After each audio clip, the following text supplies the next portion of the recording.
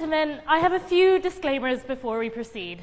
I feel it is necessary to acknowledge, as Katie so nicely revealed, that I am in fact Pakistani and political opportunism inside, that as a Pakistani woman, to speak in defense of Narendra Modi is fundamentally against my nature. I mention this because I need you to know that I would not be speaking in opposition to this motion unless I thought it absolutely necessary.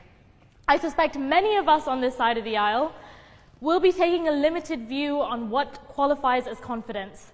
But I must stress that there is still the essence of confidence nonetheless. I speak because I truly feel that to vote no confidence in Modi's government is to vote no confidence in the voice of South Asia, a concern that unites both India and Pakistan.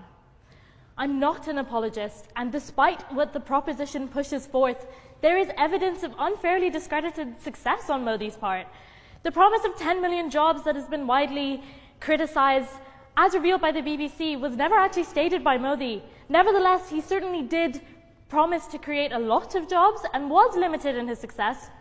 In my eyes, however, he rightly states that we should look to the informal sector of the Indian economy before concluding on the realities of unemployment.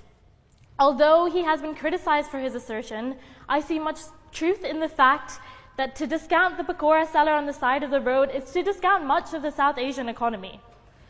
Positive hopes for employment are on the rise, with 60% of individuals, and that's Pew Research Center, that's not his fake news, believing that Modi will deliver with more time to do so.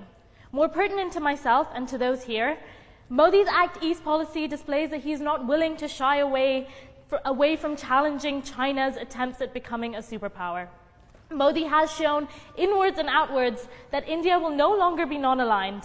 India under Modi aggressively fought for the new Silk Roads to find their base not in the heartlands of China, but in the Punjab. He has made a name for India, its own name, divorced from the Raj, divorced from the West, that is assertively Eastern and successful. What Modi's government has done cannot simply be measured in facts and figures. His landslide victory in 2014 signaled the dawn of a new age. He is a son of a chaiwala, a tea seller, that has climbed his way to the top of what I must stress again is an unbelievable web of individuals.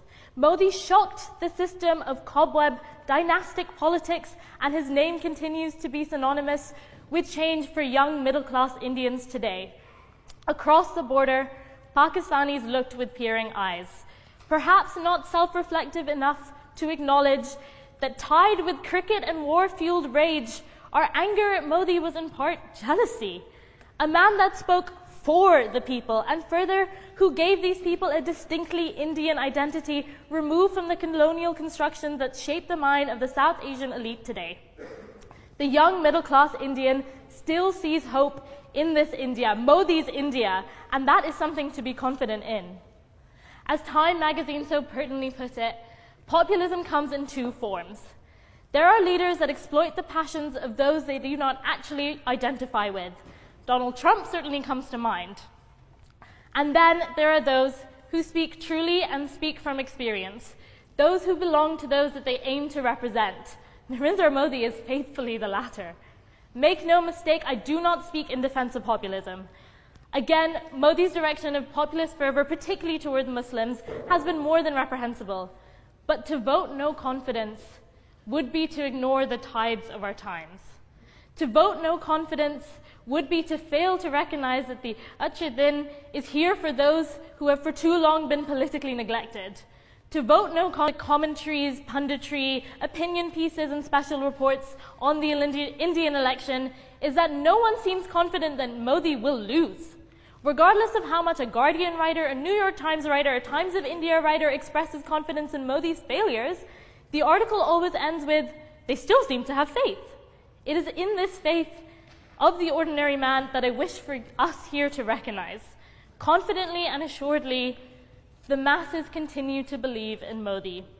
And to vote no confidence would be to confidently and assuredly deny recognition to the majority of 1.5 billion people whose status quo